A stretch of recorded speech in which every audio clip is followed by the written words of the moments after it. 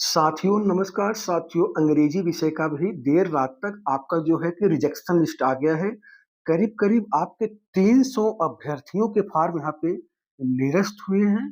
कितना 300 बहुत बड़ी संख्या में इतना बड़ा ब्लंडर ये लोग किए हैं। आप देख सकते हैं कि आपका करीब-करीब 146 ऐसे अभ्यर्थियों के फॉर्म रिजेक्ट हुए हैं।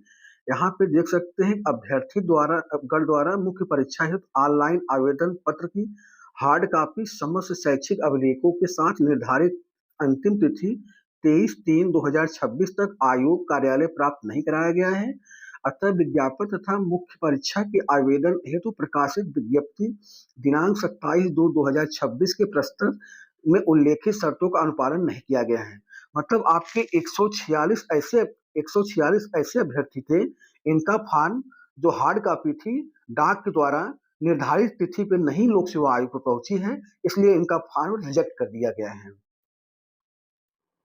यहाँ पे आप देख सकते हैं 31 ऐसे अभ्यर्थी हैं, रोल नंबर 31 लोगों का रोल नंबर इतना दिया है कि ये लोग अभ्यर्थीगण द्वारा प्रश्नगत पद हेतु निर्धारित अनिवार्य शैक्षिक अर्हता एक भारत में विधि द्वारा स्थापित किसी विश्वविद्यालय मान्य विश्वविद्यालय संस्था से अंग्रेजी साहित्य के साथ स्नातक की उपाधि धारित न की जाने कारण। अब मैं बार बार आप लोग कह रहा था कि अगर आपका इंग्लिश लिटरेचर नहीं रहेगा आपका फॉर्म रिजेक्ट कर दिया जाएगा। लिटरेचर नहीं था इसलिए यहाँ पे इनका फॉर्म रिजेक्ट कर दिया गया है। तो जो है कि अरे अंग्रेजी बहुत से लोगों के मार्कशीट पे केवल अंग्रेजी लिखा था और जिनका अंग्रेजी लिखा था उनका फॉर्म रिजेक्ट हुआ है, जिनका अंग्रेजी लिटरेचर लिखा है उनका फॉर्म रिजेक्ट नहीं हुआ है। यहाँ पे नीचे देख सकते हैं अभ्यर्थी ऑनलाइन दावे के आधार पर प्रारंभिक परीक्षा में सफल हैं, परंतु इनके द्वारा मुख्य परीक्षा के आवेदन पत्र में कहीं भी हस्ताक्षर नहीं किया गया है। इन्होंने इतना बड़ा ब्लंडर किया है जो है कि इन्होंने फॉर्म जो भरा था उन्होंने उसका फॉर्म तो भर दिया लेकिन कहीं उन्होंने सिग्नेचर नहीं किया, इसलिए इनका फॉर्म रिजेक्ट कर दिया गया है।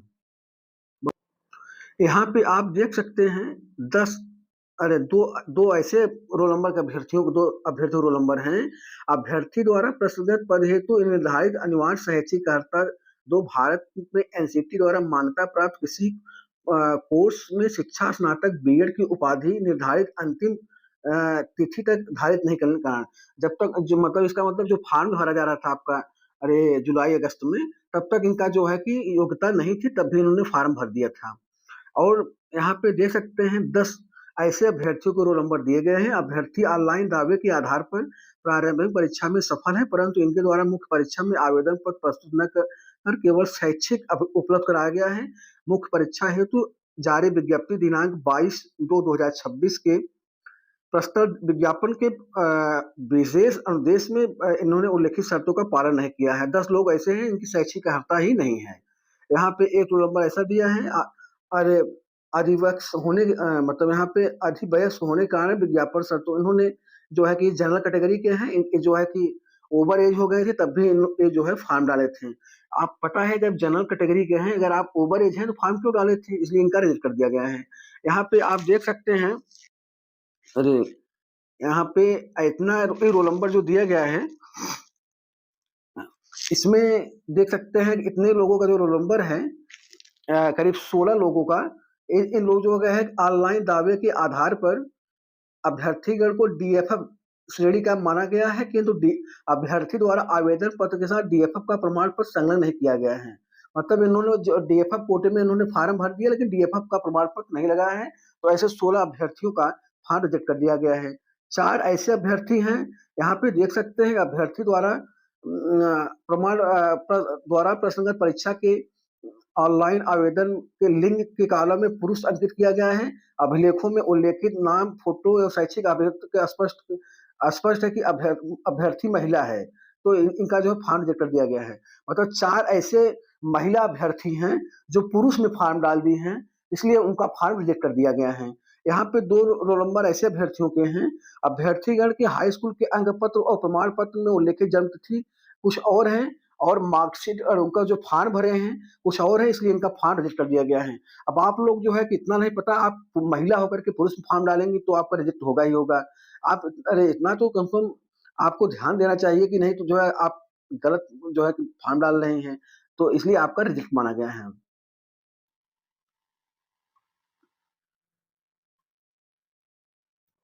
यहाँ पे आप देख सकते हैं कि जो है कि वो रोल नंबर था ही, एक रोल नंबर ऐसा है, अभ्यर्थी द्वारा ऑनलाइन आवेदन में पीएचडी ओए उप श्रेणी का दावा किया गया है। दावे के समर्थन में और मुख्य परीक्षा के आवेदन पत्र के साथ संलग्न दिव्यांगता प्रमाण पत्र के परीक्षोपरांत दिव्यांगता की उप श्रेणी ओएल पाई गई है, जो है इसलिए इनका फॉर्म निरस्त कर दिया गया है।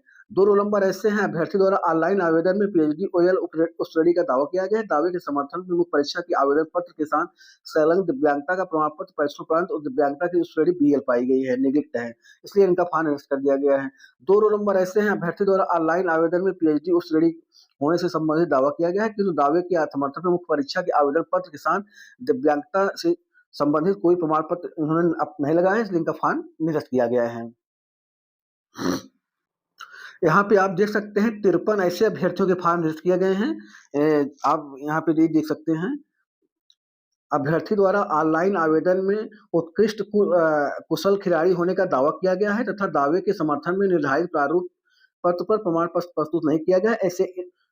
ऐसे में इन्हें उत्कृष्ट खिलाड़ी होने का दावा नहीं दिया गया और इससे 53 अभ्यर्थियों के फॉर्म निरस्त कर दिए गए हैं।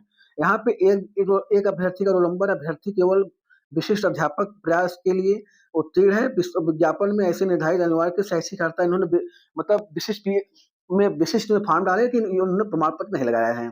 4 रोल नंबर ऐसे हैं, अभ्यर्थी केवल विशिष्ट अध्यापक संकेत के लिए उत्तीर्ण है और इन्होंने प्रमाण पत्र नहीं लगाया है। 2 ऐसे अभ्यर्थियों के रोल नंबर हैं, विशिष्ट अध्यापक स्पर्श के लिए पास है लेकिन कोटा में, लेकिन इन्होंने प्रमाण पत्र नहीं लगाया है। 2 ऐसे अभ्यर्थियों के रोल नंबर हैं, यहाँ पे देख सकते हैं, विशिष्ट का है लेकिन इन्होंने प्रमाण पत्र नहीं लगाया है। और यहाँ पे आप देख सकते हैं, अरे एक रोल नंबर ऐसा है, इन्होंने जो है कि विज्ञापन में ग्रुप 3 और 4 निर्धारित अनिवार्य शैक्षिक अर्हता नहीं धारण किए, रद्द कर दिया गया है। एक रोल नंबर राष्ट्र में है, अभ्यर्थी ऑनलाइन दावे के आधार पर ग्रुप विशिष्ट जो है कि शैक्षिक अर्हता नहीं है, इसलिए इनका फॉर्म निरस्त कर दिया गया है। तो मैं आपको बता दूं, 146 ऐसे अभ्यर्थी हैं जो लोक सेवा आयोग पे देरी से अपना जो है कि डाक के द्वारा फॉर्म भेजे थे, हार्ड कॉपी जो है कि, इसलिए उनका फॉर्म रिजेक्ट कर दिया गया है। और 31 ऐसे अभ्यर्थी हैं जो जिनके विषय अंग्रेजी के जो अभ्यर्थी हैं जिनके बीए में अंग्रेजी साहित्य नहीं लिखा है, इंग्लिश लिटरेचर, उनका फॉर्म रिजेक्ट कर दिया गया है। और 4-5 फॉर्म ऐसे हैं, कुछ महिलाओं के फॉर्म हैं, उन्होंने पुरुष में फॉर्म डाल दिया है, इसलिए उनका फॉर्म रिजेक्ट कर दिया गया है। और आपके कुछ लोगों ने जो है कि गलत प्रमाण पत्र डीएफएफ का लगाया है, गलत प्रमाण पत्र विशेष कोटे का लगाया है, और कुछ ऐसे अभ्यर्थी सिग्नेचर गलत किए हैं।